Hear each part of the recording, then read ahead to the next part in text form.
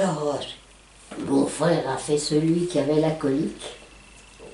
Il est allé, il a fait un détour par le bureau qui passait, il est allé au water, il a déchiré le carnet, il a tiré je ne sais pas combien de fois la chasse d'eau en disant qu'il était... C'était très plausible parce que on est retourné quand c'est comme ça. Et il a fait disparaître le carnet. Et ainsi, il a sauvé je ne sais pas combien de gens. Ben, il n'a jamais été remercié. Hein.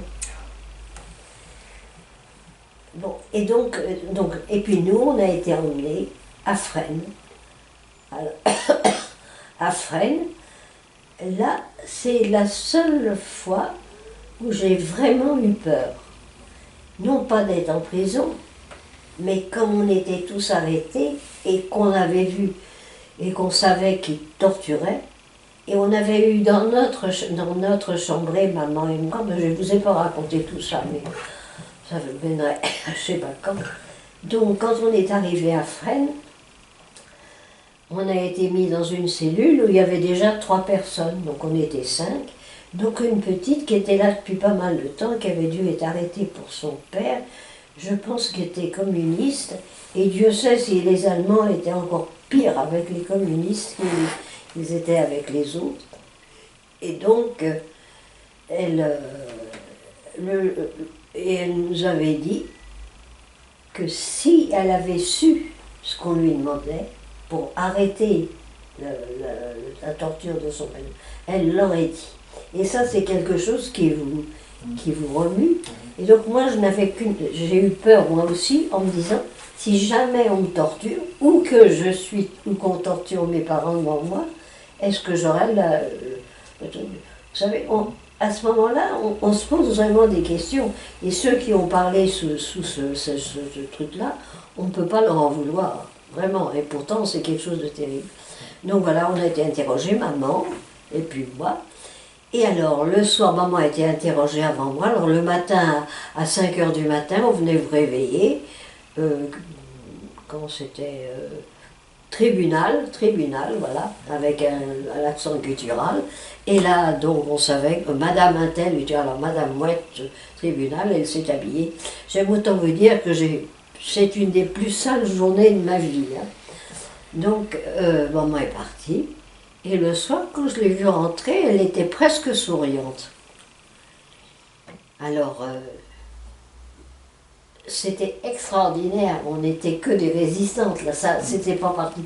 Mais dans notre chambrée, donc elles se sont mises dans un coin pour nous laisser toutes les deux parler. Et maman m'a raconté ce qu'il en était, comment ça se passait, qu'il y avait une baignoire, mais qu'elle n'y avait pas été. Mais elle me dit, j'ai eu quelque chose de beaucoup mieux. C'est qu'avant d'être interrogé, on reste dans un petit cagibi. Le cagibi à la prison de Fresnes Alors oui, alors donc, d'ailleurs ils ont fait un film rue Place Beauvau avec la prison, et je parle dedans. Ouais. Donc, on est Place Beauvau, au musée, on nous ramène sur Paris pour interroger. Et alors oui, maman, oui, je reviens à maman. Donc maman, là, et elle avait presque le sourire. C'était quand même bizarre. Et donc quand elle me raconte que bon, tout ce qui s'est passé, et que dans ce KGB, il était maculé de graffiti, des gens qui écrivaient. Et je crois que j'ai un truc quelque part où c'est écrit. Et donc on voit, et je l'ai vu par la suite, que c'est quasiment soit des messages, soit des messages de bonheur, des gens qui donnent de l'espoir aux gens. Il n'y a pas de haine, c'est extraordinaire. Donc elle me dit, et alors figure-toi que tout d'un coup, je vois quelque chose d'écrit en rouge, dont l'écriture me dit quelque chose, je m'approche, et je lis. Alors elle a lu, disons, admettons, Jean Charenton, à Georges Charenton. L'abbé était un professeur du petit séminaire de Charenton. Donc il avait donné la rue, mais pas le... Et il lui disait ce qu'il fallait qu'il dise, qu'il avait dit. Et puis après ça, il y avait pour mon père. Alors mon père avait réussi à avoir beaucoup de vêtements, et tous les timbres, les cartes d'identité pour faire des cartes à la mairie par une personne qui s'appelait André. Alors il est marqué à l'ami de Dédé. Et aussi, lui, il fallait qu'il dise telle chose. Pour maman, maman était quelqu'un, je vous dis, de très ouvert. Et on avait un nord-africain, il y en avait très peu à cette époque-là. Et c'est pas joli parce qu'il l'a appelé le Sidi, mais c'était beaucoup mieux parce que les Allemands ne savaient pas ce que c'était. À l'ami du Sidi qui joue, car cet nord-africain allait jouer à Vincennes, puis il revenait et maman le voyait tous les jours quasiment en sortant du marché. Car il faut vous dire que tous les jours, elle descendait à 6 heures au marché pour essayer de... Vous pensez des garçons de cet âge-là, et avec 20 grammes de viande, il fallait qu'on arrive. Donc, à l'ami du Sidi qui joue, c'était maman. Et pour moi j'étais comme toutes les gosses de cet âge-là, j'avais un acteur préféré, c'était Pierre Freinet. La femme de Pierre Freinet s'appelait Yvonne Printemps. Printemps.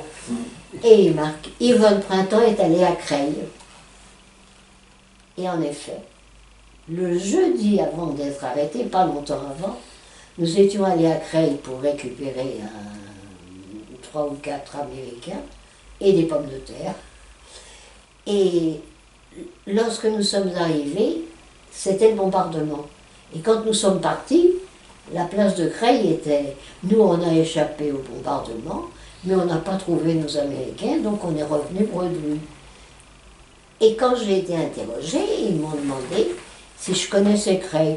Or, j'ai dit oui, mais je le connais complètement ravagé par et puis alors, j'y suis allée, par les Anglais qui sont venus le bombarder. Donc, comme ça, on a tous dit la même chose. Et donc, vous aviez toutes... Et on peut en visiter de ces cellules. Mais il paraît que la plupart ont été refaites. Mais ils en ont gardé une ou deux dans lesquelles tous les graffitis ont été gardés aussi. Donc c'est quand même très intéressant quand on va avec des enfants de leur montrer que ces gens-là avaient quand même l'espoir et essayaient de donner l'espoir à ceux qui allaient les suivre. Parce que c'était ça. Donc voilà. Alors après ça j'ai été interrogée. Et alors moi je n'ai pas du tout été torturée. Mais c'était des gens très près, ils savaient très bien ce qu'ils faisaient. Et il fallait faire très attention, car je me suis rendu compte très vite qu'ils vous posaient une question qui chevauchait celle d'avant. C'est-à-dire que si vous disiez quelque chose qui abîmait la question qu'ils vous avaient posée avant, c'est-à-dire que c'était des spécialistes. Donc j'ai fait très attention, je pense que je n'ai pas fait de bêtises, parce que personne n'a été arrêté. Et donc voilà, donc on était arrêtés, et puis on rentrait à Paris. Ça c'était un truc de gloire, dans les voitures, je ne sais pas comment ça s'appelle, il connaît, il va peut-être me le dire. Les berlines noires, là, les conduites intérieures. Ah non, ça c'est quand on a été arrêté. Ouais. Mais de Fresnes, de prison à prison, on a des petites cellules à l'intérieur de la voiture. C'est des fourgons. Cellulaires. Des fourgons cellulaires. Cellulaires. Dans le fourgon cellulaire, je vous assure que j'étais contente de rentrer. Hein. Et donc je suis rentrée le soir à maman et je lui ai dit que moi aussi j'avais vu. Et en tout cas, après la guerre, en effet, il a dit j'ai écrit, mais là j'y suis retournée il n'y a pas très longtemps, 1 an ou 2. Car elles se ressemblent toutes, ces espèces de... Et c'était les trucs dans lesquels ils mettaient les balais, etc. Et donc ça s'est retourné, à part 1 ou 2 cellules, c'est retourné alors à son premier. Et donc on est retourné, et alors on commençait à entendre le canon. Ça bombardait un peu partout. Et on se disait, ils arrivent, ils arrivent. Et alors on avait quand même des nouvelles tous les soirs. Parce que à Fresnes, la plupart d'entre nous, on avait réussi, bien qu'on n'ait aucun couteau ni rien du tout, à faire un trou dans le verre qui était vous savez, les verres qu'on met. Non, ma cuisine est comme ça, avec un verre très épais. Et donc c'était très difficile. Mais on avait pris une cuillère Et à tour de rôle, pendant qu'on chantait à tue-tête, et qu'il y en a une qui nettoyait l'espèce de petit hublot par lequel les gardiens regardaient, on avait réussi à faire de cette cuillère un espèce de couteau, de tournevis, et avec ce tournevis, on avait réussi à ouvrir un trou dans la fenêtre. Et donc par la fenêtre tous les soirs, on n'était pas les seuls, c'est certainement quelqu'un d'avant qui nous avait... Car tous les soirs, on entendait ceux qui avaient été arrêtés, qui avaient les nouvelles, et on nous en envoyait les nouvelles. Donc on savait que les Anglais avaient débarqué, qu'ils étaient à tel endroit, et on voyait que ça se rapprochait de plus en plus. Donc on avait très bon moral, donc c'était en août. Et le 14 août au soir, on nous a tous chamboulés et on nous a mis toutes par ordre alphabétique. Alors on était, nous avec la sœur de Mesmer qui était là, Jacqueline Fleury, que vous devez connaître. Oui. Qu'est-ce qu'il y avait encore? Maman, moi, puis quelqu'un, ah oui, une petite qui était coiffeuse, mais je ne sais plus son, Jeannette, elle s'appelait Jeannette, mais c'est tout ce que je sais. Et même moi qui ai eu toute la liste, je n'ai pas su trouver son nom. Je demande à Jacqueline Fleury, je suis sûre qu'elle le sait. Toujours est-il que donc toutes les 5, on s'est retrouvées toutes les 5 parce qu'on avait toutes un nom de famille qui commençait par un M. Et le lendemain matin, on a entendu des tas de gens descendre, c'était d'abord les hommes, et dehors nous attendaient les autobus de la ville de Paris. Tous les autobus de la ville de Paris avaient été réquisitionnés et on nous a mis là-dedans, alors les hommes d'abord, puis les femmes après, et on nous a emmenés à la gare de marchandises de Pantin. Et c'est très drôle parce que j'y suis retournée il n'y a pas longtemps et je n'ai pas reconnu. Alors il paraît que ça n'a pas changé. Je me rappelais que c'était grand, mais bon. Et on nous a mis dans un train qui n'en finissait pas, qui avait je ne sais pas combien là. Alors devant c'était les hommes et puis derrière c'était les femmes. Donc on a été mises là-dedans. Et par ordre alphabétique, c'était pour ça. On vous avait annoncé que vous alliez être déporté ou... Rien du tout. Mais on ne savait même pas ce que c'était que la déportation. Figurez-vous qu'on ne savait pas qu'il y avait des camps. Il y avait que les gens bien renseignés. On ne savait pas qu'il y avait des camps. On pensait partir dans un camp, comme un camp de prisonniers, mais pas dans un camp de déportation. Et donc on est dans ce... Et alors on était 80 dans un endroit où il aurait fallu être, je crois, 40. Et avec nous, on avait en particulier une fille qui avait été écartelée pour la faire parler. Donc il fallait lui laisser la place pour qu'elle se mette, donc on était serrés. À tour de rôle, on se relevait. Et puis on avait très peu d'eau, un bout de pain. Et puis on est parti très tard, on a attendu. Je pense qu'ils attendaient les derniers parce que j'ai eu un monsieur qui m'a écrit pour sa sœur, qui avait été dans les dernières, il l'avait ramené de Compiègne pour récupérer le train. Donc le train était bourré et on est parti tout doucement. Et là on a commencé, dès qu'on a été un peu loin de la gare, on a récupéré des bouts de papier, alors ça je ne saurais pas vous dire comment, mais il y a toujours des débrouillards. Et sur les papiers, on a mis des messages en disant qu'on s'en allait, qu'on ne savait pas où on allait. Les nôtres ne sont jamais arrivés, mais ceux de mon père sont arrivés. Je vous les ai montrés. J'avais les vrais à ce moment-là, et je les ai prêtés pour une exposition, et ils ont été volés. Oh. Alors heureusement, j'avais fait des doubles, parce que c'est vrai que les enfants ont envie de toucher à ces choses-là. Donc pour qu'ils touchent, j'avais fait donc j'ai les doubles, mais pas les originaux. Mais vous savez, on se demande à quoi ça peut servir à des gens, franchement. Alors donc, on a tout... Et les cheminots ont fait leur travail presque toujours très bien. Ils ont ramassé et ils ont fait parvenir quasiment tout ce qui avait été jeté par les... Alors, c'était, vous savez, comme c'était des wagons en bois, des wagons à bestiaux, le parterre et les bois étaient larges, donc on a pu passer on ne les a pas passés par le côté, mais comme ça, Les Allemands n'ont pas vu qu'on est passé comme ça, les cheminots non plus. Et puis on est passé, et puis on a passé la nuit dans le train. Et tout d'un coup, le train s'est arrêté, très tôt le matin. Et puis il n'avançait plus du tout. Et puis la fumée, on a cru qu'ils allaient nous intoxiquer. Et dans ce wagon, il y avait une fille, et c'était le jour de l'ascension, là, je ne sais jamais moi. C'était le 15 août, c'était l'ascension. C'est pour ça, le 15 août. Donc le 15 août, l'ascension.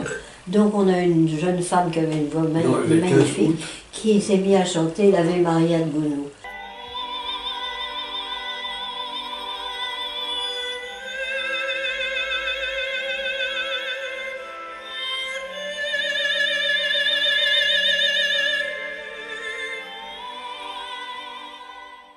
Et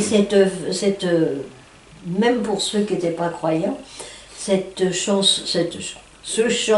si doux, si apaisant, nous a fait du bien.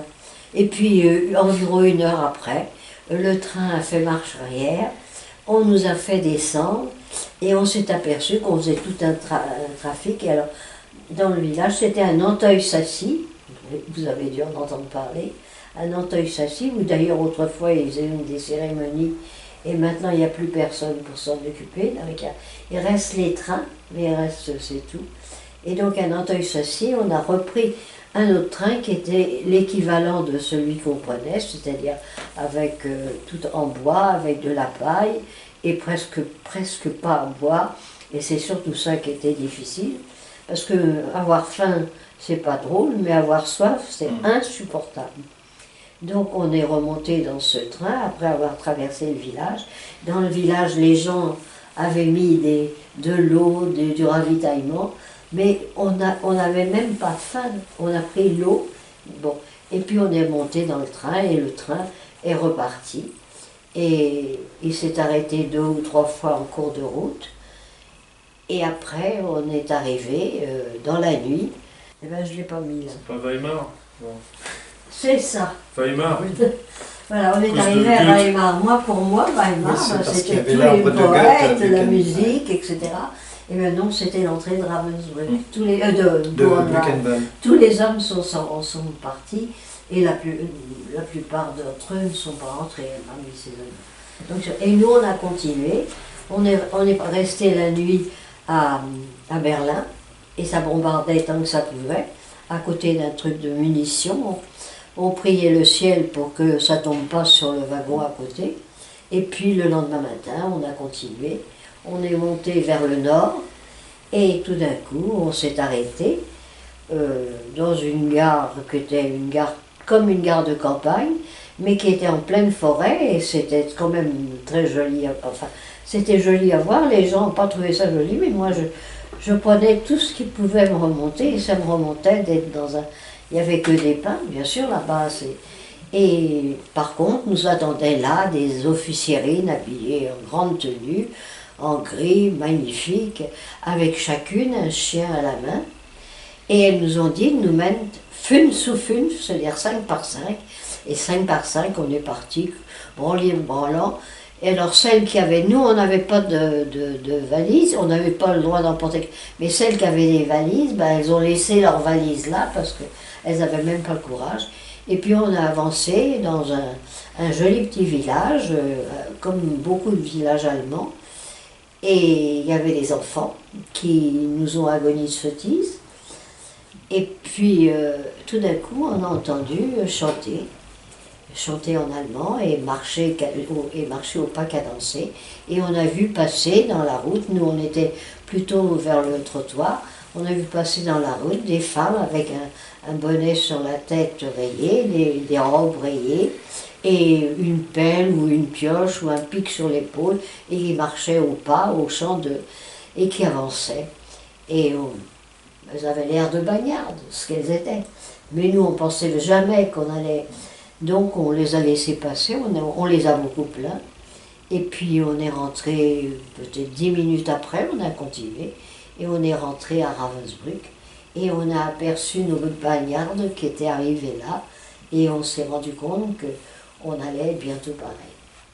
On a passé une nuit assez épouvantable d'un côté, et quand même réjouissante d'un autre. C'était le mois d'août, il y a toutes les étoiles, donc le ciel était Toile filante. balafré d'étoiles filantes. Mmh. Et en bas, par contre, nous on demandait de l'eau pour boire. Ils ont arrosé la place, c'était la place d'appel, la place qui était là, mais ils nous ont pas donné à boire. Donc on a Et le lendemain matin, eh ben, assez tard dans la matinée, on a été appelés par ordre alphabétique et on nous a déshabillés complètement, pris tout, les bagues et tout et tout et tout. Et on nous a donné, on nous a douchés, ça c'était formidable, ça nous a fait un bien inouï. Ils ont coupé les cheveux de certaines, on ne sait pas pourquoi. Et donc après avoir être habillés, on nous a donné des vêtements, une robe, mais pas une robe rayée, nous on n'a pas eu le droit parce que il y avait tellement de déportés qui arrivaient de partout en Europe qu'ils n'avaient plus assez de vêtements, donc c'était des robes sur lesquelles ils avaient cousu la croix de tau, comme ça, une rayée, dans le dos et devant, de manière à ce que si on s'en aille, on nous récupère. Et puis nous avons été envoyés une paire de chaussures, alors là on n'avait pas le droit de choisir. Alors on s'est retrouvés avec des chaussures les unes, il a fallu faire des échanges épouvantables pour arriver à marcher. C'est comme ça que maman d'ailleurs a attrapé, tout son pied était complètement abîmé. Donc, et puis on nous a emmenés dans les chambrées. Les chambrées à première vue étaient assez coquettes. Elles avaient comme dessus de lui des carreaux bleus et blancs. Et puis, mais alors on nous a dit on nous a expliqué qu'il fallait qu'on soit 3 par machin de 60 cm. Alors on couchait en sardine, et puis celle qui était contre le bois, le lendemain on faisait un échange de manière à ce qu'elle ait une. Et la troisième enfin, voilà comment on. Et là alors ça dépendait de qui avait été là avant nous. Nous il y avait plein de pus et de poux de corps, c'était dégoûtant. Il y en a qui ont été très propres, et tout ça, ça dépendait des Blokowa, qui étaient généralement des Polonaises, parce qu'elles parlaient le langage, c'était beaucoup plus facile pour elles. Et puis, nous a laissés là. Et alors, on a commencé notre quarantaine, car on n'avait pas le droit de sortir du camp, étant donné qu'on venait d'arriver.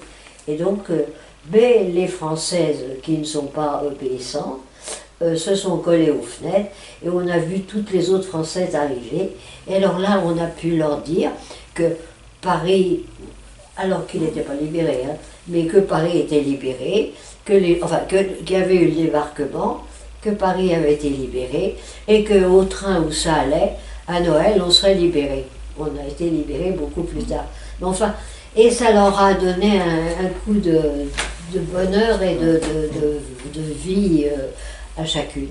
Donc voilà, et puis bon, on a commencé la vie, donc à 4 heures du matin, on est réveillé une première fois, c'est pour aller faire sa toilette. Alors il y a une dizaine de lavabos pour les plus que 100 qui sont, donc on ne peut pas se laver tous les jours. Après ça, il y en a 2 qui sont désignés pour aller chercher comment ça, c'est pas la gamelle, le pot de café, comme des trucs à lait, le pot à lait, dans lequel il y avait un ersatz de café, mais c'était agréable parce que c'était chaud. Et puis après, il y avait l'appel. Alors cet appel, je ne sais pas comment il s'y prenait, je pense que c'était pour nous débiliter, pour nous ennuyer. On se mettait 5 par 5 et on restait là, et ils venaient, ils comptaient, ils décomptaient, ils changeaient de place. Et on restait 1 heure, 2 heures, 3 heures, tout ça, ça dépendait. Qu'il pleuve, qu'il neige, qu'il gèle, qu'il fasse 40 au soleil. Tous les jours, c'était comme ça le matin. Et après, celles qui étaient dans le camp, on les emmenait travailler, et nous, on nous remettait dans la chambrée, puisqu'on n'avait pas le droit d'aller travailler. Mais quand même, alors je ne sais pas comment, on avait quand même de temps en temps le droit de sortir, car moi j'ai retrouvé Yvette Bouineau, dont je vous ai parlé là, une convoyeuse de notre réseau qui était là aussi, et puis des amis qui faisaient de la résistance tout près de nous, et bien sûr, on ne s'était rien dit les uns les autres. Enfin, on a retrouvé pas mal de monde. Et voilà. Et puis finalement, environ 20 jours après, on a été appelé et on nous a donné un numéro. Alors moi, je me rappelle que j'avais 75 000 et des poussières, et maman celui d'avant. Et Dieu merci qui prenait les numéros par ordre alphabétique, ce qui nous a permis à maman et à moi de rester ensemble et de nous aider pendant toute notre déportation. Car si on avait été séparés, je crois qu'elle comme moi... donc on avait... Et peu de temps après, on a appris qu'on partait Commando. en commando. Bravo. Et donc ce premier commando, c'était à Torgau, qui a été une ville très connue par la suite, parce que c'est là où les Russes et les Américains se sont retrouvés. Pardon, excusez-moi. Et donc, alors moi j'avais fait quelque chose de grave, surtout là-bas, mais c'est déjà grave ici, une obstruction intestinale. Donc il avait fallu aller chercher ça avec le fameux couteau. Et donc j'avais des séquelles, hein, parce que c'était complètement ouvert encore. Donc on a eu là une officiérine qui était beaucoup plus gentille, et avec une autre personne qui était très malade, elle qui est morte d'ailleurs, elles nous ont permis de nous mettre sur le chariot dans lequel ils ont mis tous leurs vêtements, tous leurs paquets, etc. Donc on était par-dessus les paquets. Et Dieu merci, parce que moi j'aurais jamais pu faire la marche à pied, qui était de plusieurs kilomètres. On a traversé toute la ville de Torgau. Et à Torgau, les prisonniers de guerre étaient libres. Il y avait Kriegsgefangener, KG, et alors, ils voyaient des femmes. Et alors on leur a expliqué qu'on était des déportés. Ils n'en avaient jamais vu, ils n'en avaient jamais entendu parler. Et ils nous ont, pendant le peu de temps qu'on est resté à Torgau, ils ont essayé de nous aider, nous donner à manger, de nous donner des couvertures. Donc on a traversé toute la ville, on est parti un peu à la campagne, et tout d'un coup on a traversé quelque chose qui ressemblait à une usine. Et on s'est dit, ça y est, ils vont nous faire travailler aux munitions.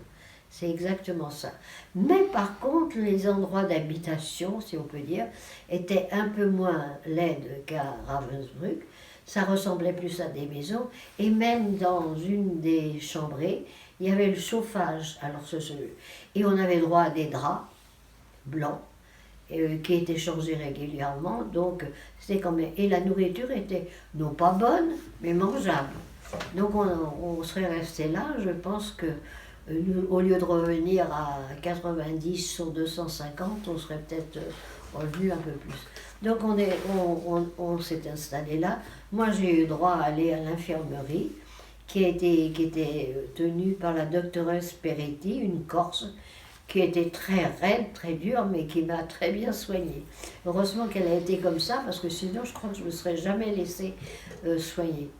Enfin, toujours est-il qu'il y avait quand même une infirmerie, et puis bon, on a travaillé là, et puis au bout d'un certain temps, je suis allée rejoindre les autres, parce que je pouvais marcher, et c'était en effet une usine de munitions. Alors nous, on était dehors, on prenait... Notre travail à nous, c'était d'envelopper les obus qui avaient été faits par les autres. Alors il nous arrivait enfin... Alors la première le prenait, et la deuxième, sans avoir l'air de rien, la passait par terre. Et puis, si vous voulez, 1 sur 3 était laissée. Le sabotage était comme ça. Et donc, alors que les autres qui faisaient les obus, alors elles étaient tout près des bacs de, je ne sais pas ce que c'était qui était dedans, et la plupart sont très vite devenues jaunes. Elles ont été intoxiquées, empoisonnées par ce qui était là. Et puis, on a quand même râlé. Et l'une d'entre nous est allée voir le chef du camp, l'allemand chef du camp, qu'on appelait Badine, parce qu'il avait toujours une baguette à la main. Et Badine, elle lui a dit, ben non, nous on ne travaille pas aux munitions, on est comme les soldats, on est prisonniers de guerre, on a tout un numéro à Londres. Et il a dit, ben, si vous ne travaillez pas, on vous renvoie à Ravensbrück. Et quelques jours après, on était renvoyés à Ravensbrück. Les unes, nous, on a été envoyés à Ravensbrück, et l'autre moitié, les 250 autres, ont été envoyés à Apteroda, où elles ont été remises en usine. Mais nous, on est arrivés à Ravensbrück. À Ravensbrück, on est resté 6 jours. On nous a redonné un nouveau numéro, où là, on n'était plus les 57 000, mais les 75 000. Et on nous a envoyés dans des wagons à bestiaux, comme d'habitude, dans un pays qui s'appelait Königsberg. C'est pas le grand Königsberg, c'était un jeu. Et on a pu voir à travers les trous de bois que c'était un ravissant visage du Moyen-Âge. Et quand j'y suis retournée après, il n'y a plus rien. Les Russes ont tout. Enfin, toujours est-il que bon, on est arrivé à Königsberg, et à Königsberg, on nous a attribué, alors qu'on est passé devant des pavillons magnifiques avec des fleurs, etc., qui étaient les pavillons des officiers SS et des officiers aviateurs, car c'était un champ d'aviation qui était construit sur l'espèce de plateau qui était là. Et on nous a mis dans ces... Alors, le premier soir, on n'a pas eu à manger, mais ce n'est pas d'importance, on essayait de crever. On a pu boire, c'était déjà énorme. Et puis on a dormi, le lendemain matin, à 4 heures, rebelote comme à Ravensbrück, première chose, puis le soir. Et alors là, on a été séparés en 2 camps. Les uns qui travaillaient sur le plateau, un plateau qui était juste à côté, où il n'y avait qu'à grimper, et puis un autre qui était à la forêt, qui était moins dur que le plateau, parce que sur le plateau, on était accrochés à des... comment, ce qu'on met aux vaches, aux bœufs pour les... Oui, des jougs. Les jougs, et derrière pour faire pour retirer la terre. Des chariots, des charrettes. C'est nous qui ont pris... Non, il y avait... On était attachés par des agents de harnais. Des harnais, oui. Et par terre, il y avait une herse, je pense. Ah oui, oui. Pour labourer la terre. Pour remuer la terre, c'est faux. Et alors ça faisait des petits carrés. Quand on avait fait un grand carré, on s'arrêtait, on prenait les petits carrés à la main et on allait les mettre dans un wagonnet. Et on poussait le wagonnet un peu plus loin, on reprenait les carrés et on les remettait par terre de manière à ce que ça soit... puisque c'était pour faire un camp d'aviation. Et il a été fait, parce que j'y suis retournée 50 ans après, le camp d'aviation marchait. Et puis, quand on avait fini, on recommençait, on reprenait le chariot, on tirait. Ça c'était très dur. En plus de ça, c'était un plateau, et on était tout près de la Baltique, et on avait tout le vent de la Baltique qui venait ça.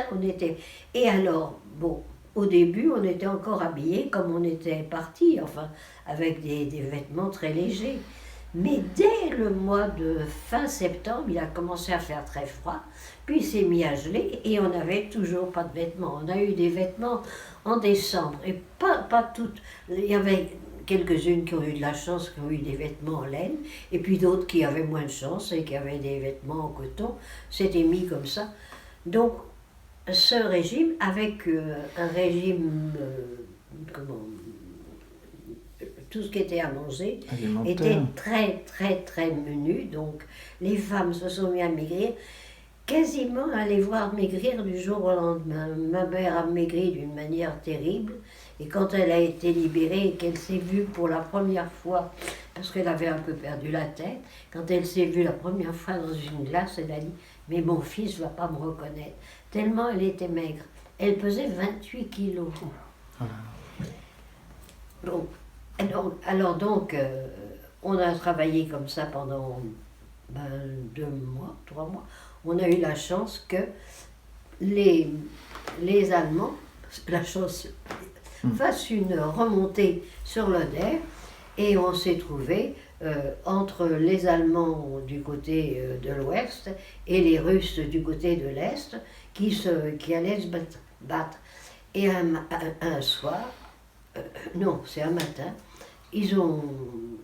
les Allemands nous ont ramassé Non, c'est le jour où on est revenu, c'était donc le 31 janvier. Le 31 janvier. Vous voyez, très tôt, heureusement, ça nous a sauvés. Les Allemands sont arrivés, car comme les Russes revenaient et faisaient un retour ils essayaient de reprendre toute cette partie-là, eh bien, les Allemands nous emmenaient, comme il fallait qu'ils laissent rien derrière eux, sur Ravensbrück. Et on avait dans notre chambre, parce qu'ils n'étaient pas meilleurs avec les leurs qu'avec les nôtres, une des travailleuses libres qui avait travaillé pour eux. Pour quelle raison ces gens, il ne faut jamais les juger, parce que elle leur a crié, elle parlait bien allemand, elle leur a crié. Elles ont toutes le typhus. Et quand on sait comment les Allemands ont une frousse de cette maladie, ils ont fait écarter. Il y en a un qui est allé chercher des bidons d'essence. Ils ont renversé le bidon d'essence près du petit poêle qu'on avait. Et ils ont renversé le poêle et tout s'est mis à flamber. C'était du vieux bois, tout s'est mis à flamber. Donc nous, on est partis au fond. Et maman, qui ne pouvait pas marcher, ça a dû lui donner des ailes. Elle nous a quand même suivis, puis je la tirais. Et on est passé par la fenêtre. Et on est parti à l'autre bout du camp. Mais alors le camp s'est mis à brûler partout. Il y avait des flammes qui montaient, je ne sais pas où. Et on est allé, nous, récupérer celle qui était dans le révire. Le révire, c'est l'infirmerie, si vous voulez. Et dans le révire, alors là, il y avait des femmes très, très, très malades. Donc les plus jeunes et les plus solides, on a attrapé les matelas par les quatre bouts et on a emmené les plus malades dans leur lit, en dehors, près d'un coin où il y avait moins de vent, car tout d'un coup, le feu a commencé à baisser, car il s'est mis à neiger. Alors, est-ce que c'est moi qui ai magnifié ce temps-là? Il s'est neigé comme j'ai jamais vu neiger des gros flocons et qui ont quand même éteint progressivement le feu. Et pendant ce temps-là, on entendait aussi les coups de fusil des Allemands qui, pour faire avancer plus vite celles qui n'allaient pas, leur tiraient dessus. Donc quand on est revenu après, quand ils ont été partis, qu'on n'a plus entendu de bruit, on est revenu dans le camp et on a vu que non seulement il était complètement brûlé, à part une ou deux chambrées, et qu'il y avait énormément de femmes qui avaient été tuées. Alors il y avait des Françaises, mais il y avait des Polonaises, il y avait des Russes. Et donc, et nous on a eu dans la nuit, en attendant que l'on puisse bouger, on a eu 6 mortes. Elles ont eu froid et on a eu 6 mortes. C'était pas beaucoup, hein, à cette époque-là. Et bon, et donc, attendez, moi je commence à être fatiguée. Hein. Le lendemain, on est resté toute la journée et on n'a pas fait de feu. On a bu, mais on n'a pas mangé, parce qu'on n'avait rien à manger. Ah, je ne vous ai pas raconté, ça fait rien. C'est bien assez comme ça. Donc, on est sorti. Moi j'étais tellement fatiguée, je suis par terre et je me suis endormie. Et j'ai dû dormir toute la journée et toute la nuit. Car le lendemain matin, on est venu me réveiller en me disant ils sont là. Ils sont là, c'était les Russes qui arrivaient. Mais en même temps, ils m'ont dit mais t'as pas entendu? T'as dormi cette nuit? T'as pas entendu? Car on se trouvait juste à l'endroit où il y avait la bataille de l'Oder. Et donc, les uns comme les autres voulaient garder le camp d'aviation. Et alors, par-dessus, je pense que c'est ça, par-dessus notre camp de déportés, les Russes envoyaient les orgues de Staline d'un côté, les Allemands envoyaient leurs autres mitraillettes de l'autre, et notre camp était juste entre les deux. Donc, toute la nuit, elles n'ont pas dormi, mais moi, je vous assure que je crois que j'étais tellement fatiguée que j'ai dormi. Et le lendemain matin, en effet, on a vu 2 estafettes qui arrivaient en bicyclette russes, avec, je sais pas, ils avaient dû récupérer ça sur les morts, des bracelets montres. Ils étaient ravis, ils nous montraient leurs bracelets montres, et en bicyclette.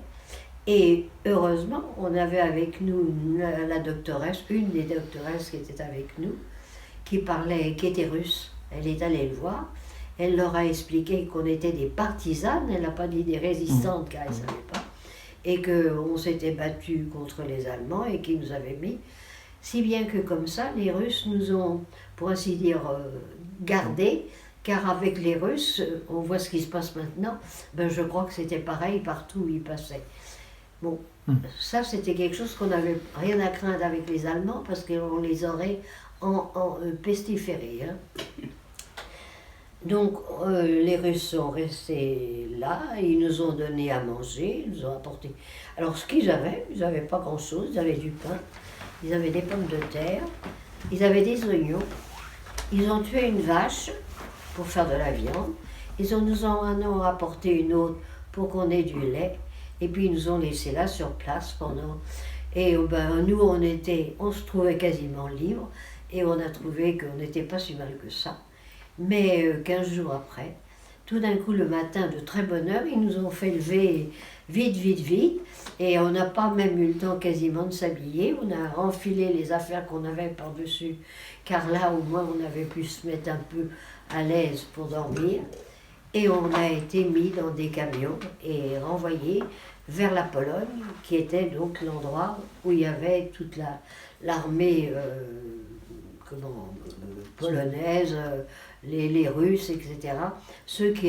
Et en effet, on a été apportés. Et alors, c'était vraiment, ils étaient en pleine débandade, et je crois que ça s'appelait, je ne sais plus, j'ai dû le marquer, la ville. Alors, il y avait exactement ce que vous voyez, plus de maisons, et partout les gens dormaient n'importe où, et on n'avait pas à manger, donc on allait chercher tout ce que l'on pouvait grignoter.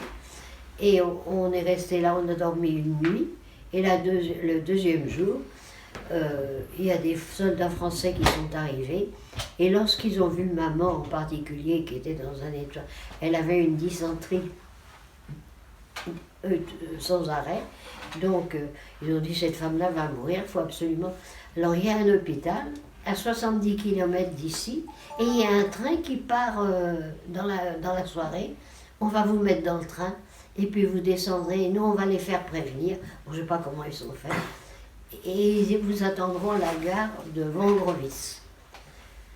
Alors maintenant c'est Wagrowiec en polonais, mais c'est Wągrowiec en allemand, et en effet, on est parti dans le train, et quand on est arrivé à Wągrowiec, il y avait toutes les femmes, parce que les hommes étaient à la guerre, toutes les femmes qui étaient là, qui nous attendaient, et qui prenaient une ou deux femmes pour les emmener coucher chez elles. Et alors là-bas, vous savez, les poêles, c'est pas comme chez nous, ils sont au milieu de là. Et on nous a mis des lits autour du poêle pour nous réchauffer. Et le lendemain matin, une charrette, comme il y en a là-bas, ce sont des charrettes très longues, est venue nous chercher pour nous emmener à l'hôpital.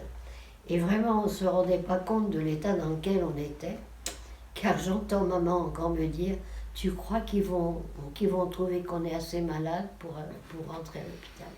Et on est arrivé à l'hôpital, on nous a fait asseoir en vitesse, et est arrivé à toute vitesse en courant un monsieur d'environ 50 ans et une jeune femme ravissante. Et elles sont descendues, ils ont parlé en polonais. Elle nous a dit Sœur Vincentia. On a cru que c'était Sœur Vincentia. En fait, elle voulait dire je suis une sœur de Saint Vincent de Paul. Mais on l'a toujours appelée. Et jusqu'à sa mort, je l'ai encore appelée Sœur Vincentia.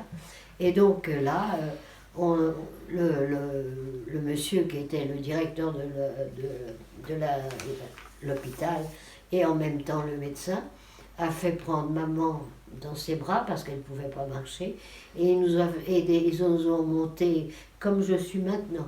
On prend sous chaque bras pour monter, et on a pu monter, et on s'est retrouvés dans des chambres qui pour nous, je pense, sont les plus belles chambres qu'on a jamais vues de notre vie. Elles étaient propres, elles étaient blanches, il y avait des draps propres, il y avait un lavabo, il y avait à côté une baignoire, enfin, pour nous c'était le paradis. Et on nous a couchés et on nous a apporté des pommes de terre à manger. Et on n'en avait jamais assez. Si bien qu'il a fallu quand même qu'elles arrêtent et on n'était pas contentes. Hein. On en aurait voulu d'autres, puis enfin le lendemain elles sont venues. Puis après ça, les gens du pays sont venus nous apporter de quoi manger, de la soupe, du beurre. Il y avait un monsieur qui travaillait dans une beurrerie, du beurre, du lait. Enfin, ils nous ont... Et ce sont eux qui nous ont... Alors que les Polonais dans le camp avaient parfois été absolument odieux, là, on peut dire qu'ils nous ont sauvé la vie. Et on est resté 4 mois à l'hôpital, quand même, jusqu'à ce que les Français, qui à environ 70 km, avaient une base dans laquelle ils récupéraient tous les Français, les soldats français, en attendant que les Russes veuillent bien nous donner un laissez-passer, car ils ont dû vérifier tous nos noms. Et en fait, finalement, on est parti. Donc on est parti le 11 juin, le jour de mon 19e anniversaire. Ce qui était merveilleux. Et alors, on nous a installés dans les wagons, et nous, on a eu droit à des wagons Voyageurs. de gens, et les autres avaient des wagons en bois. Enfin voilà. Et donc on est rentré, on a traversé la Pologne, l'Allemagne. Entre-temps, on s'est arrivé à, je sais plus quoi, on a récupéré 3 autres camarades qui étaient à l'hôpital, et on les a ramenés avec nous. Et il y en a, les autres, je ne sais pas, mais il y en a une qui a vécu très longtemps, parce qu'elle était beaucoup plus âgée que moi, et je suis allée la voir il n'y a pas tellement longtemps, il n'y a pas 10 ans. Hein. Donc, vous savez, les déportés, ça doit quand même avoir un côté dur. Et donc, on nous a ramenés à Paris, et on est arrivé à Paris le 21 juillet. Et là, après être passé à... je ne sais pas comment s'appelle cet hôpital, pourtant j'y suis allée plusieurs fois, à l'autre bout de Paris, celui qui s'occupe des grands brûlés. Il ne sait pas. Je sais pas tout. Hein. Ah, c'est pourtant connu. Bon, ben ça fait rien. Quand vous en entendrez parler, mais je suis sûre qu'on trouverait. Et donc on nous a examinés sur tous les points, et là ils ont dit à maman qu'elle avait eu le typhus. C'est pour ça qu'elle était si malade. Et elle a eu une chance extraordinaire de s'en sortir, surtout qu'elle a vécu jusqu'à 88 ans après, qui est quand même joli. Et donc, mais elle n'a pas été soignée, elle a été nourrie, mais... Elle était nourrie, c'est tout. Il n'y avait pas de traitement médical. Il n'y avait rien, c'est-à-dire que la doctoresse Peretti qui m'avait soignée est venue à la voir en lui disant « j'ai rien donné » parce que, en fait, ça se soigne, c'était pas des antibiotiques, mais quelque chose dans le genre-là. Mais les antibiotiques, on ne connaît pas, on ne connaissait pas. Hein. Donc elle n'a pas été soignée et elle s'en est sortie. Et je vous dis, elle a quand même vécu jusqu'à 88 ans après. Donc, et puis on est arrivé après ça à là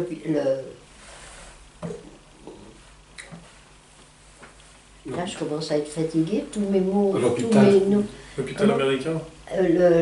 L'hôtel, Lutetia, à Lutetia. Et Et bon, maman m'avait dit, tu sais, ton papa, c'est vrai, il était parti en mauvaise santé. Et alors, bon, on n'avait pas beaucoup d'espoir. Et puis, finalement, comme on nous demandait, on a dit, ben si, mon père est parti sur Bourrenval. Après, on n'a jamais eu de nouvelles.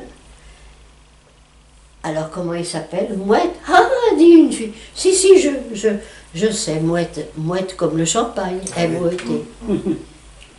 Et alors, elle s'en va. Je vais le chercher, il est arrivé ces jours-ci. Je vais autant vous dire que ça fait un drôle d'effet. On était tellement contentes que je ne sais pas, on n'a même pas pleuré, je crois qu'on riait comme, vous savez, nerveusement. Et puis, tout d'un coup, on voit la jeune femme revenir en larmes avec un officier. Et l'officier nous dit, vous savez, il ne faut pas lui en vouloir. J'ai dit, je m'en non. Elle s'est trompée. Elle a confondu Monsieur Chandon avec Monsieur Mouette. Parce que la c'est Mouette et Chandon. Et heureusement, à ce moment-là, on a entendu crier à l'autre bout de Lutetia, maman, c'était mon frère qui était amené par nos amis, il venait nous chercher.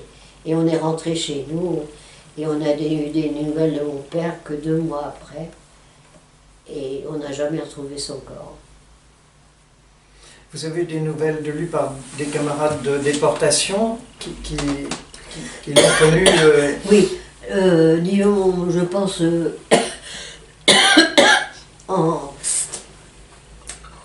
septembre ou septembre, il y a un garçon qui a téléphoné pour venir nous voir. Et le lendemain, il est venu avec le maire de Saint-Mandé, c'est pas bon signe. Et donc là, il nous a annoncé que mon père était mort le 6 mars. Donc, très peu de temps avant la libération. Enfin, était mort, il n'en sait rien. Il avait disparu le 6 mars. Et donc, il était son voisin de Chaly, et il était en très très mauvais état.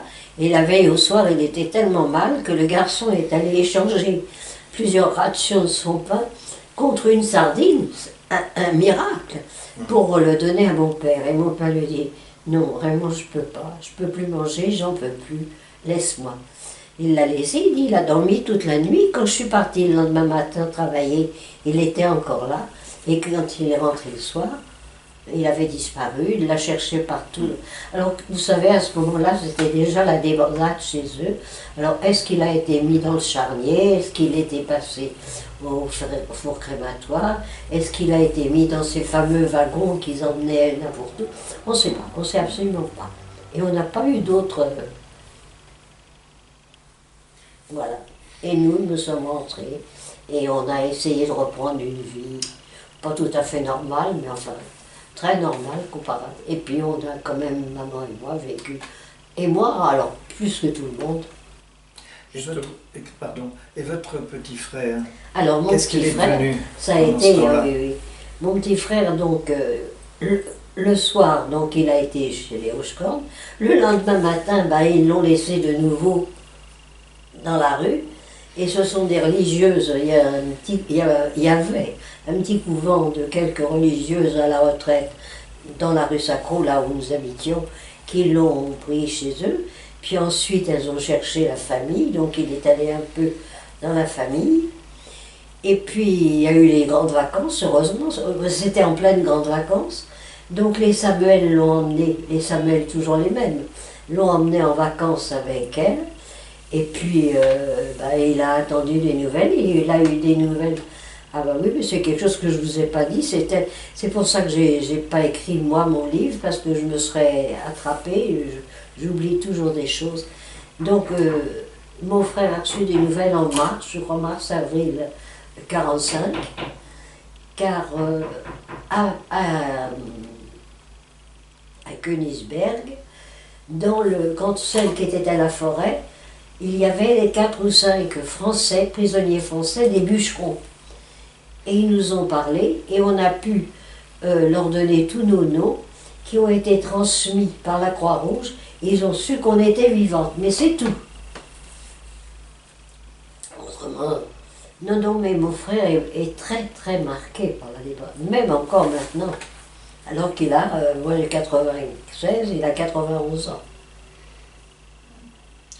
Et donc du coup, vous êtes devenue institutrice. Oh mais tout à fait par hasard.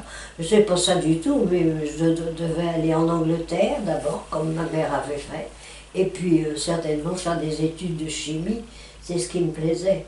Mais je pense que j'étais fatiguée et que moi qui adore les mathématiques, et que finalement, en plus de ça, on n'avait pas beaucoup d'argent. Hein. Maman avait trouvé, elle n'avait jamais travaillé.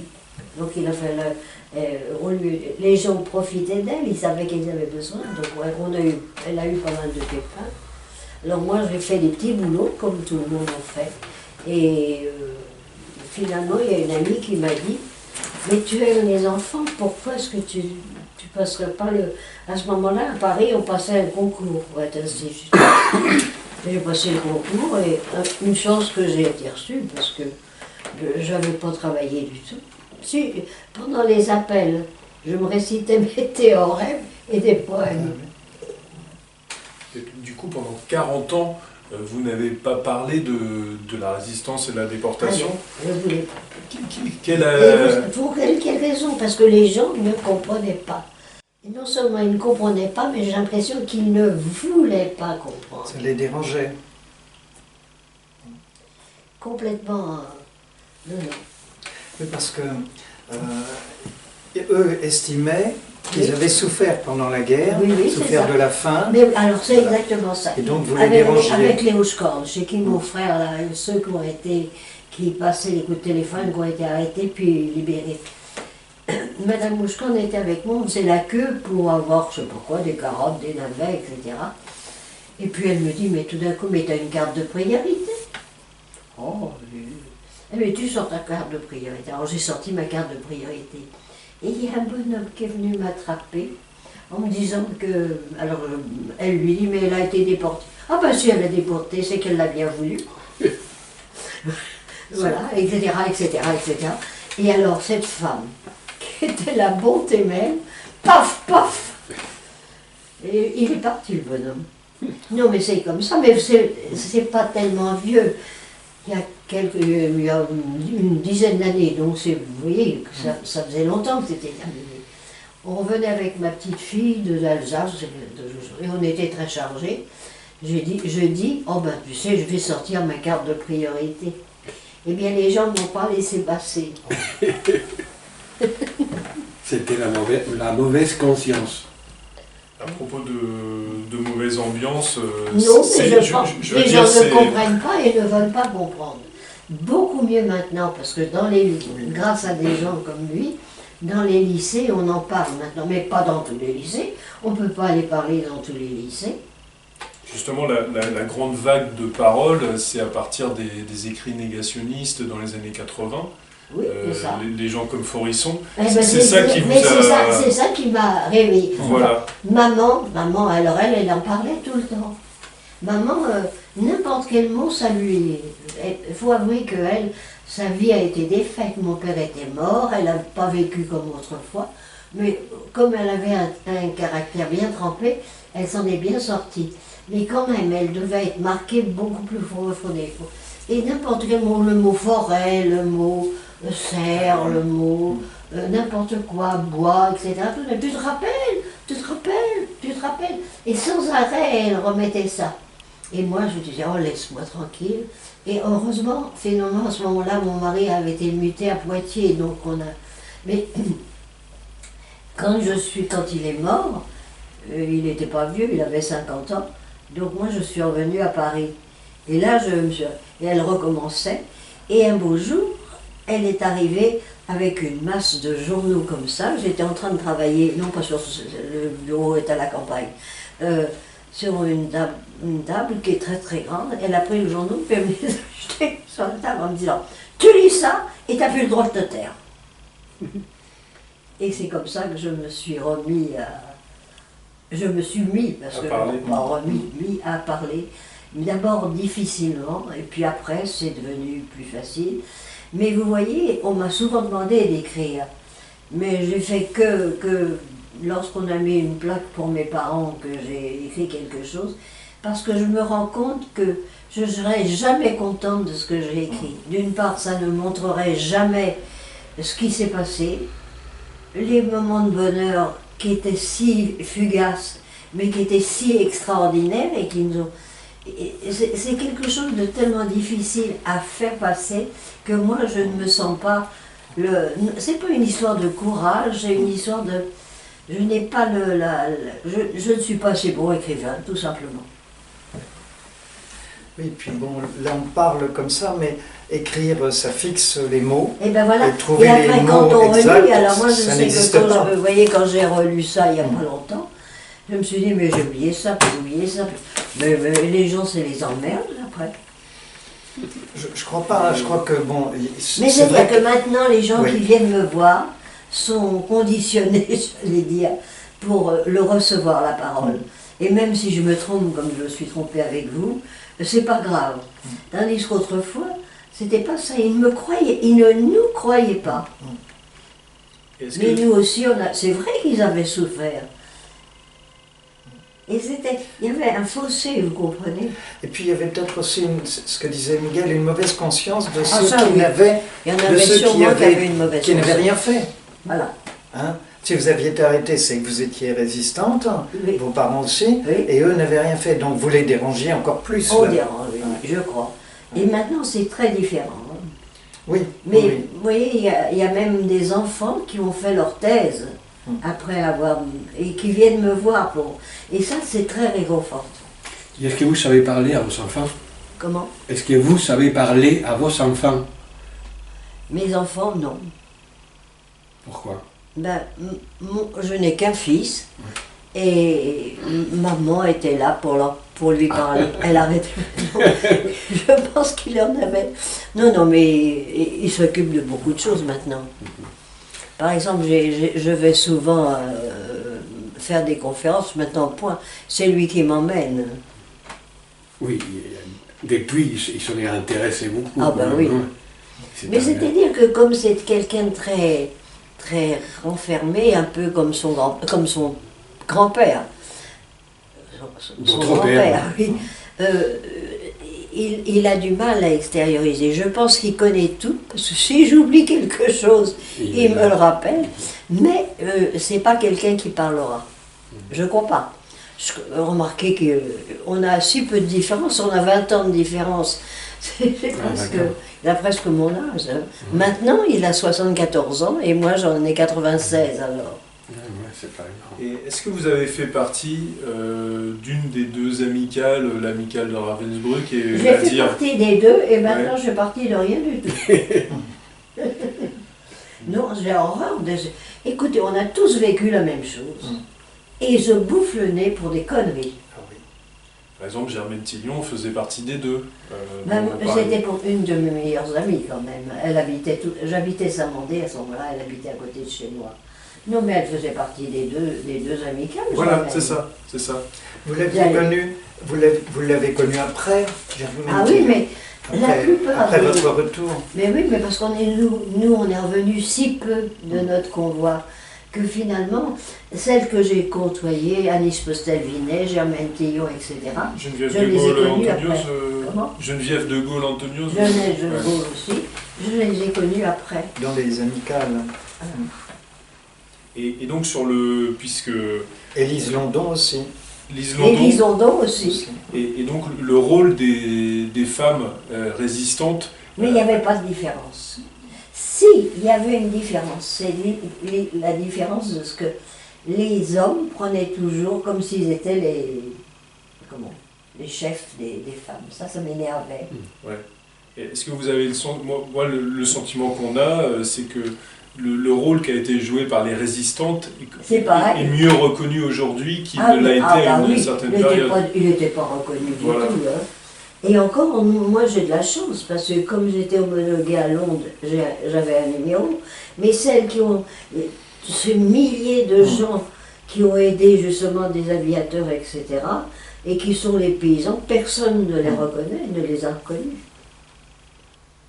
Et si vous saviez pourtant, comme ils sont contents quand on va les voir, quand on allait les voir, ils sont tous morts. C'est ça maintenant, moi j'ai une vie bizarre, parce que toutes mes amies sont mortes. Vous étiez très jeune quand même. Ben oui, je suis très vieille. Non, Ah ben j'ai 96 ans, c'est pas mal. mais ça va, vous vous portez bien. Ce qui veut dire que le 11 juin, dans quelques jours, vous aurez 97 ans. Non, je vais avoir 96 Voilà. ans dans 8 Elle jours. a un Voilà, petit peu c'est ça, d'avance. dans 8 jours, vous avez vos 96 ans, c'est bien Voilà. ce qui me semblait. C'est qu'en fait, vous avez commencé très très jeune. À 14 ans, Ouais, parce qu'à cette époque, des gens de votre âge, oui. Non, mais moi j'avais des parents qui nous parlaient. Et ça, je crois que c'était quelque chose qui se faisait pas beaucoup dans ce temps-là.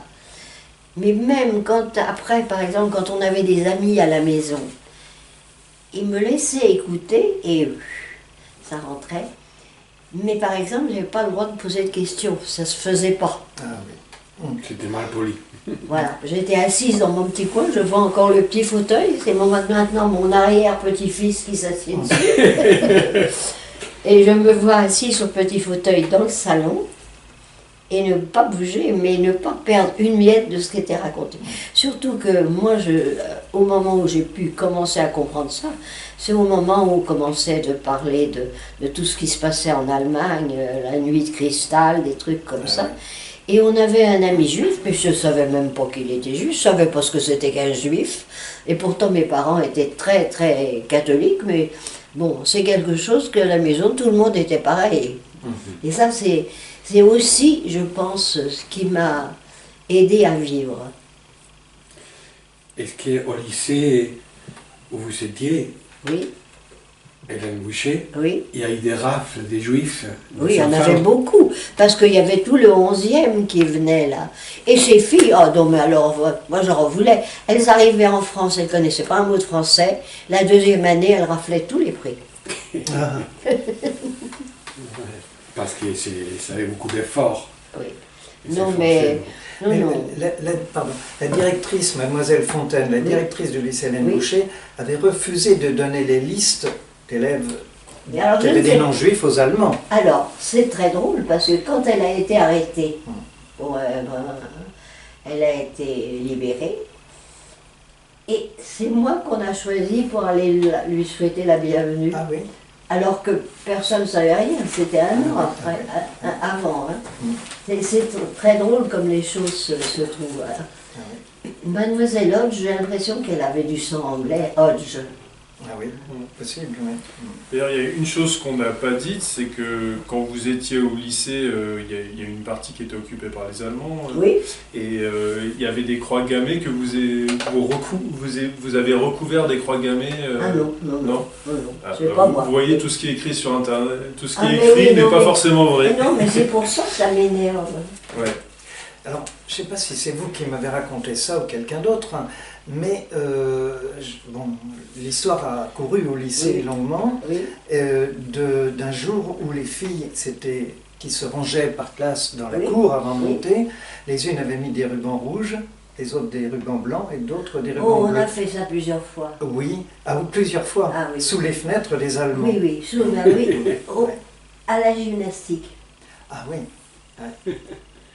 Peut-être une Mais dernière question. c'est des belles histoires ça, parce Oui. que bon... Alors il y a aussi une très belle histoire, mais ça je pense.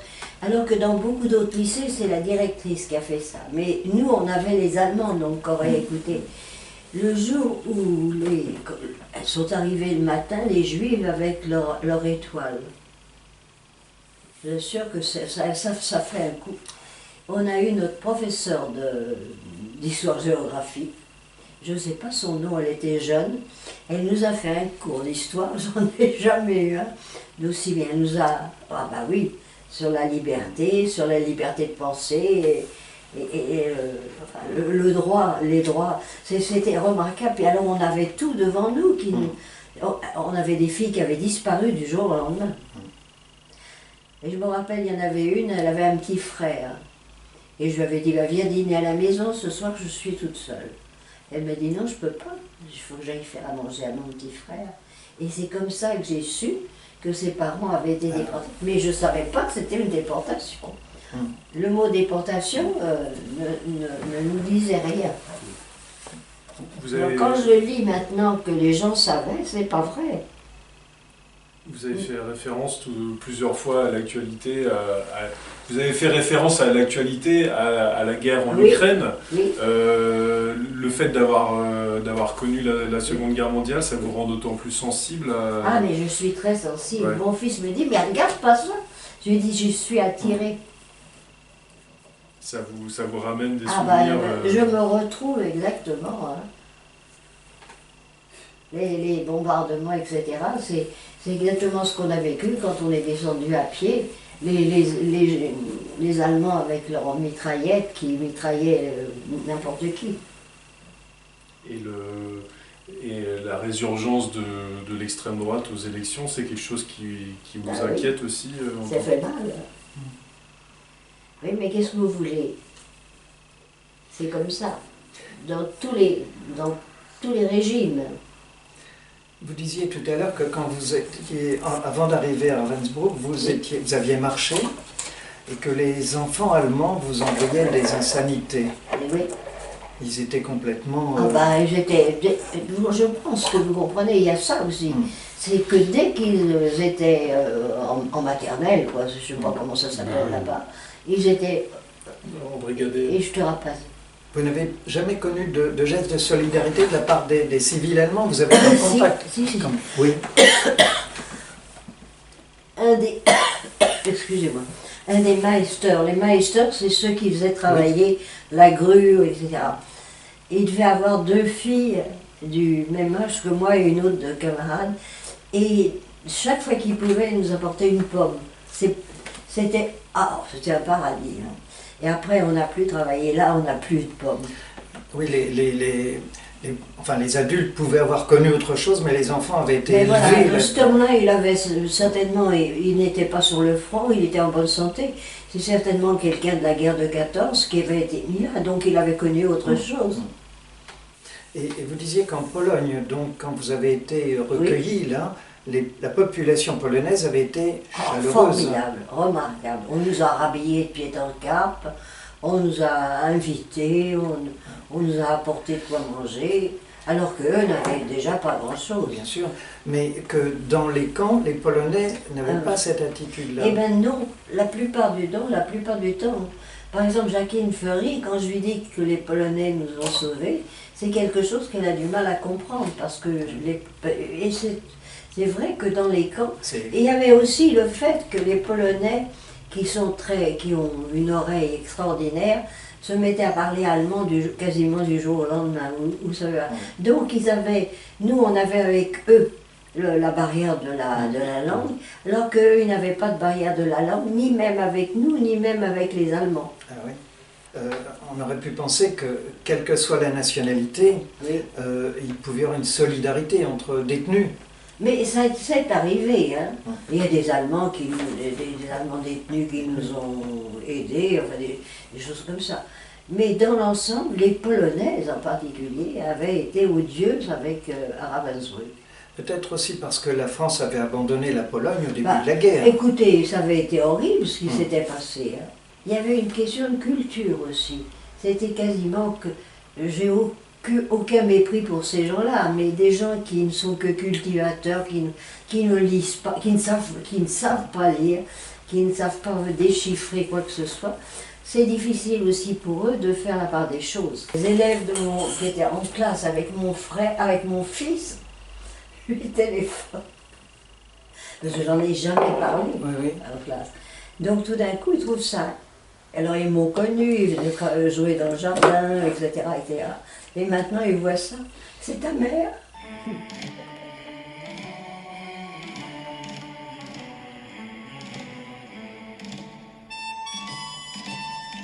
Oh